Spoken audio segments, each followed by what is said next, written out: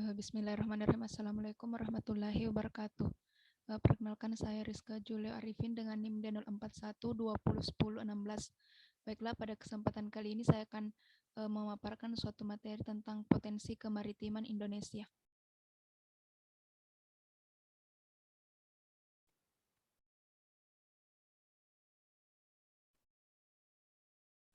Indonesia merupakan negara kepulauan terluas di dunia yang terdiri atas lebih dari 17.504 pulau dengan 13.466 pulau telah diberi nama. Sebanyak 92 pulau terluar sebagai garis pangkal wilayah perairan Indonesia ke arah laut lepas telah didaftarkan ke Perserikatan Bangsa-Bangsa. Indonesia memiliki garis pantai sepanjang 95.181 km dan terletak pada posisi sangat strategis antara benua Asia dan Australia, serta Samudra Hindia dan Pasifik.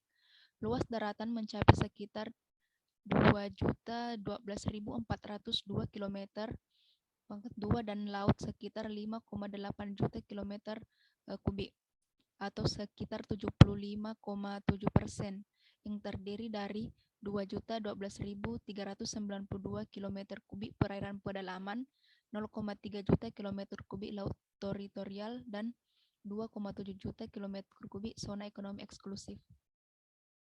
Sebagai negara kepulauan yang memiliki laut yang luas dan garis pantai yang panjang, sektor maritim dan kelautan menjadi sangat strategis bagi Indonesia, ditinjau dari aspek ekonomi dan lingkungan, sosial budaya, hukum, dan keamanan.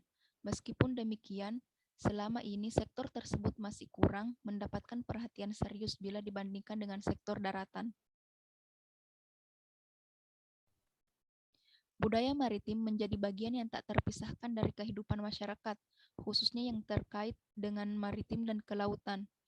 Para nelayan dan masyarakat pesisir misalnya memiliki kearifan lokal dalam mengelola dan memanfaatkan sumber daya laut sehingga keberlanjutan sumber kehidupan mereka tetap terjamin hingga ke anak cucu. Salah satu bukti warisan budaya sebagai bangsa pelaut yang hingga kini masih ada adalah kapal pinisi. Laut, pesisir, dan sungai merupakan urat nadi yang menjadi kekuatan bangsa ini sejak dulu. Di tiga wilayah ini, pelabuhan-pelabuhan besar dibangun yang diramaikan dengan aktivitas pedagang dari berbagai pulau di Nusantara dan dari belahan dunia. Hal itu membuat perekonomian dan peradaban maju dan berkembang. Kemampuan mengelola maritim itu disadari oleh Belanda, karena itu Belanda mendesak pribumi menjauhi laut menuju daratan hingga pegunungan. Sejak itu pertanian daratan menjadi berkembang.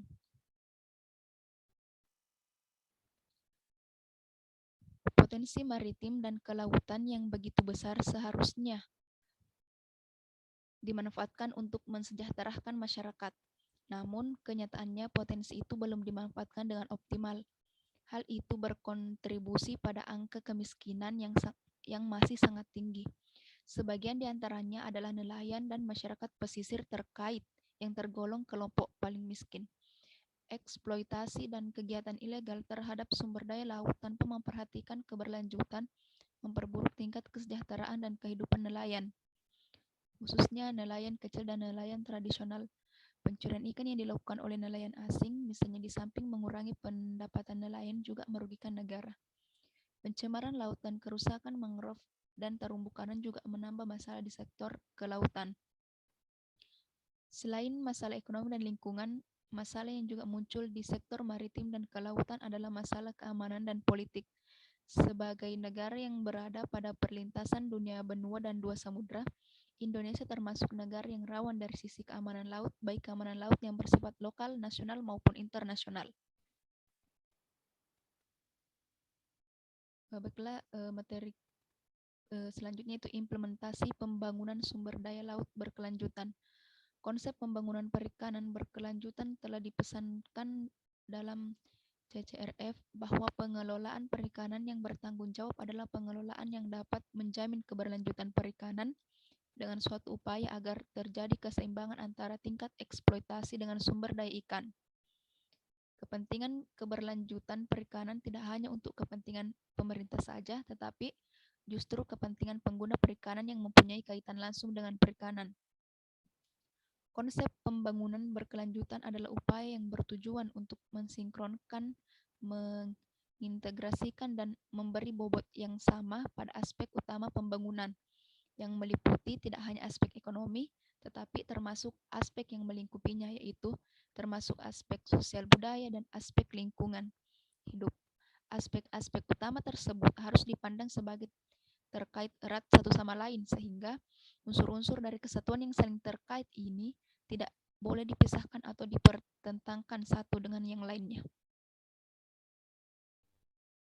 Pembangunan perikanan berkelanjutan sebagai upaya yang bertujuan untuk mensinkronkan, mensinergikan, dan memberi bobot yang sama pada aspek utama pembangunan yang meliputi sistem perairan, sistem manusia, dan sistem kelembagaan dan kebijakan perikanan dapat dicontohkan pada saat terjadinya kekosongan hukum pengaturan perikanan internasional yang terjadi sekitar tahun 70-an yang diakibatkan tidak dapat dipertahankannya kesepakatan UNCLOS 1 dan tidak dicapainya kata sepakat dalam UNCLOS 2. Apa yang terjadi pada saat itu? Tidak dapat dihentikannya pengeksploitasian sumber daya ikan secara besar-besaran ketika perikanan dunia sudah menjadi sektor industri pangan yang berkembang dengan pesat dan disegerakan oleh pasar. Akibatnya, dalam beberapa tahun kemudian, ketersediaan sumber daya ikan tidak dapat lagi memenuhi kebutuhan akan permintaan pasar. Keadaan ini mendesak diperlukan upaya pengaturan konservasi sumber daya ikan.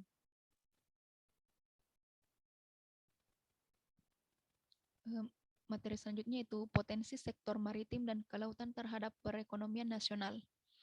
Potensi ekonomi sektor maritim dan kelautan Indonesia diperkirakan dapat menjadi tumpuan pembangunan nasional yang berkelanjutan dan berkeadilan. Pertumbuhan ekonomi yang tinggi dapat dicapai apabila paradigma pembangunan nasional berubah dari yang selama ini eksploitasi di daratan ke pengembangan potensi ekonomi maritim dan kelautan yang meliputi 11 sektor utama.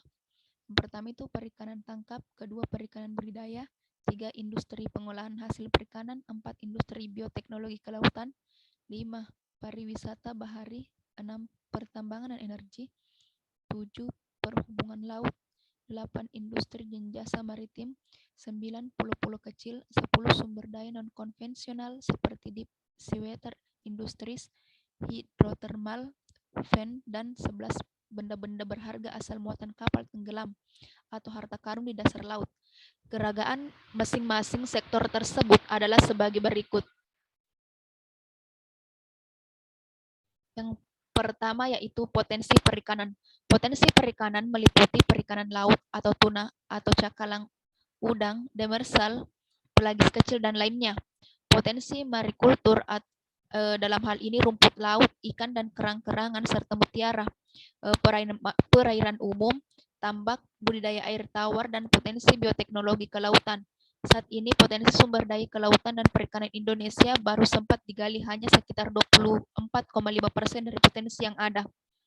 Produksi subsektor perikanan Indonesia menunjukkan kecenderungan positif, muatan positif, namun masih lebih rendah jika dibandingkan dengan negara-negara produsen perikanan lainnya seperti China dan Peru.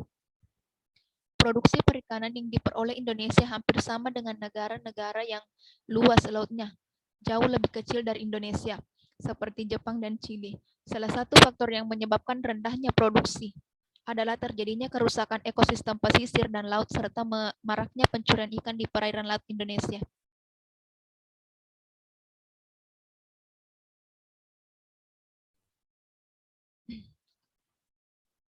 Kedua yaitu potensi wisata bahari. Indonesia memiliki potensi wisata bahari yang sangat besar. Selain potensi yang didukung oleh kekayaan alam yang indah dan keanekaragaman flora fauna, juga didukung oleh kemajemukan budaya. Berbagai objek dan daya tarik wisata yang dapat dimanfaatkan adalah pantai, keragaman flora dan fauna, taman laut, alam budaya, maupun olahraga.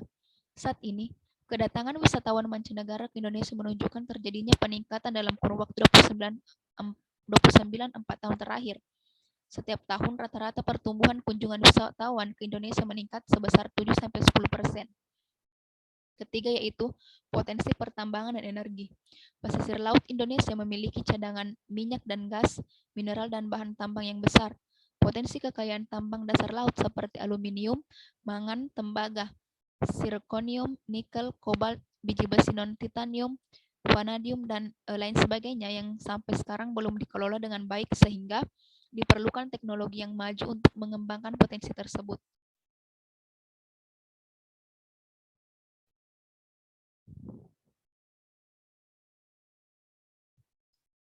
Keempat itu potensi transportasi laut. Jumlah kunjungan kapal di seluruh pelabuhan mengalami fluktuasi, meskipun secara umum mengalami pertumbuhan positif. Berdasarkan statistik transportasi Indonesia, jumlah kunjungan kapal di seluruh pelabuhan di Indonesia pada tahun 2013 mencapai 832,6 ribu unit dengan jumlah total ukuran kapal sebesar 1,550 miliar GT. Potensi ekonomi bisnis jasa perhubungan laut diperkirakan dan akan menjadi lebih bermakna dan bernilai strategis. Seiring dengan kenyataan bahwa pusat kegiatan ekonomi dunia sejak akhir abad 20 telah bergeser dari poros Atlantik ke poros Asia Pasifik. Hampir 70% total perdagangan dunia berlangsung di antara negara-negara di Asia Pasifik. Lebih dari 75% dari barang-barang diperdagangkan dan diangkut melalui laut, terutama melalui Selat Melaka, Selat Lombok, Selat Makassar, dan laut-laut Indonesia lainnya. Hal ini akan mendorong pertumbuhan industri logistik nasional dengan menggunakan sistem transportasi jalur laut.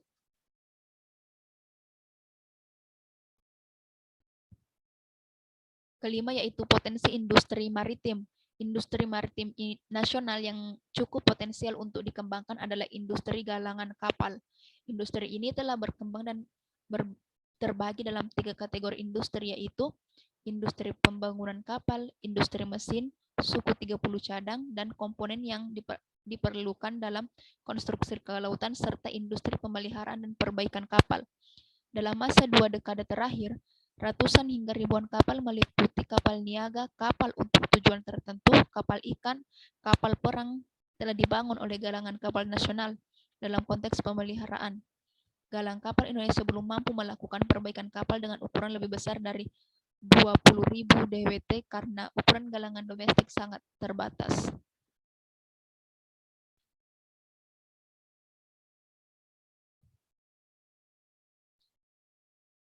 Adapun materi selanjutnya itu potensi pembangunan ekonomi kemaritiman berdasarkan jenis sumber daya alam. Pada potensi pembangunan ekonomi kemaritiman ini berdasarkan jenis sumber daya alamnya itu terbagi menjadi 4. Yang pertama yaitu sumber daya dapat pulih, yang terdiri dari ikan pelagis besar atau kecil, ikan demersal, udang dan krustasea lainnya, ikan hias dan ikan karang, terumbu karang, hutan mangrove, pandang lamun, dan pulau-pulau kecil. Yang kedua itu sumber daya tak dapat pulih. Sumber daya tak dapat pulih ini terbagi menjadi 2, yaitu yang pertama bahan tambang dan mineral, dan yang kedua itu minyak dan gas bumi.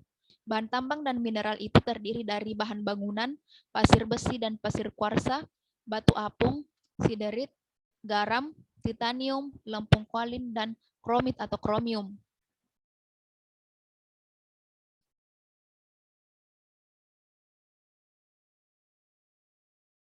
Yang ketiga yaitu energi kelautan. Energi kelautan mencakup gelombang, 2 Ocean Thermal Energy Conversion atau OTEC, 3 pasang surut, 4 angin. Kemudian yang keempat yaitu jasa-jasa lingkungan. Jasa-jasa lingkungan ini meliputi media transportasi dan komunikasi, keindahan alam, wisata bahari, pengaturan iklim, dan penyerapan limbah.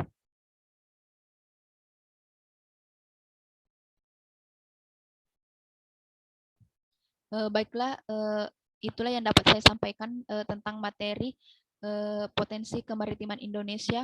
Mudah-mudahan materi ini dapat bermanfaat bagi saya dan bagi orang-orang yang menyaksikan video ini. Adapun referensi atau sumber yang ada atau yang saya gunakan pada pembuatan tugas ini, yaitu dapat dilihat pada website berikut. Terima kasih atas kesempatannya. Wabillahi taufiq wal hidayah. Wassalamualaikum warahmatullahi wabarakatuh.